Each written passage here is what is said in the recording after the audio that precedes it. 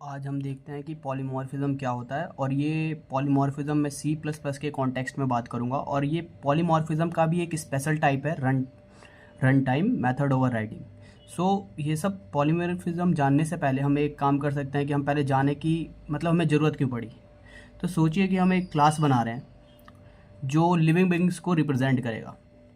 तो इसमें बहुत सारे एट्रीब्यूट्स भी होंगे, फिर इसमें बहुत सारे मेथड्स भी होंगे जो क्लास को रिप्रेजेंट करेंगे, जैसे कि रेस्पिरेशन है, एक्सक्रीशन है, डिफरेंट टाइप ऑफ एक्टिविटीज़ जो वो क्लास या उसके बनाए जाने वाले ऑब्जेक्ट परफॉर्म करेंगे। सोचिए अब मैं एक ह्यूमन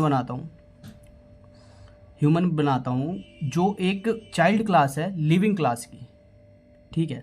तो ये इनहेरिट करेगी इसकी प्रॉपर्टीज़।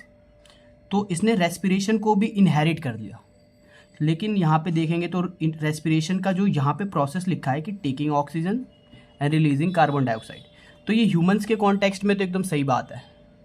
लेकिन अगर वही सोचिए कि मैं एक दूसरी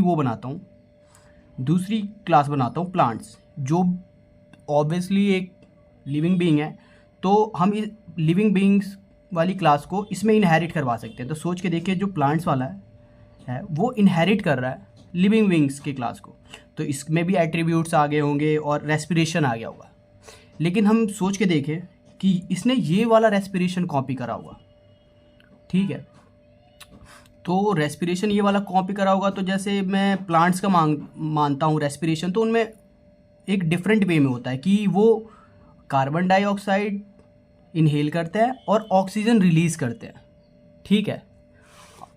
तो अब ध्यान से देखिए, तो मैंने फिर क्या करा कि यहाँ पे क्लास प्लांट और लिविंग बीइंग एट्रीब्यूट्स हैं, पब्लिक है, फिर प्लांट रेस्पिरेशन एक नया मेथड बना दिया कि शायद जो कमी मतलब पूरी नहीं हो पा रही थी लिविंग बीइंग क्लास से इनहेरिट करने की वजह से। तो मैंने सोचा कि एक नया वो बना देते हैं कि नया मेथड बना देंगे इसमें, तो उसकी सारी रिक्वायरमेंट इससे फुलफ़िल हो जाएगी। लेकिन इसके साथ कुछ प्रॉब्लम है। जो प्लांट क्लास है उसमें दो तरह के मेथड्स हो जाएंगे, कि एक जो लिविंग बीइंग का रेस्पिरेशन है और एक इसने खुद का बना लिया प्लांट रेस्पिरेशन। लेकिन आप ये जानते हैं कि प्लांट है वो सिर्फ रेस्पिरेशन एक तरीके से ही कर सकता है, तो इसमें अगर दो मेथड हैं तो वो गलती है। आप ये देख सकते हैं, प्रॉब्लम यहाँ पे है। Now we have to restrict the child class accessing the parent class respiration. तो हम अब ये करना है कि जैसे अब हम अगर डिफाइन कर रहे हैं चाइल्ड क्लास में, तो पेरेंट क्लास में जो रेस्पिरेशन वाला फंक्शन है या मेथड है, हम उसको चाइल्ड को पेरेंट वाले के मेथड को एक्सेस करने से रोकना है। तो इसके लिए क्या है, इसके लिए एकदम बहुत सिंपल सा काम है कि हम ये कर सकते हैं कि जो चाइल्ड में हम फंक्शन डिफाइन कर रहे हैं उसका एकदम सेम नाम रख दे जो पेरेंट क्लास में है, जो मेथड पेरेंट क्लास में है उसका और जो चाइल्ड क्लास में उसका सेम वो रख दें। अगर हम अगर सेम नेमिंग कन्वेंशन नेम कर दें तो फिर वो प्रॉब्लम खत्म हो जाएगी। Now the child class method gets preference over the parent method. तो आप ये सोच सकते हैं कि जो अब चाइल्ड में अगर वो डिफाइंड हो गया है नया मेथड, तो सिंपल सी बात है जो चाइल्ड में है उसको प्रेफरेंस मिलेगी as compare to the parent. तो यहाँ पे ये ख़त्म हो गया। ये इसके रिलेटेड आप कोड देख सकते हैं कि ये बनाया मैंने, ये लिविंग बीइंग है, ह्यूमंस के लिए एकदम सही है, सेम एज पेरेंट। और उसके बाद पब्लिक, उसने यहाँ पे रेस्पिरेशन की खुद की डेफिनेशन लिखी है, आप ध्यान से देखेंगे तो।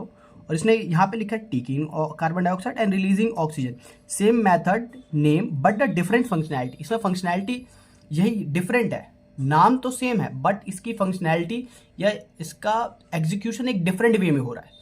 और अब हम इसकी डेफिनेशन देख लेते हैं जिससे आप बहुत आसानी से समझ सकते हैं।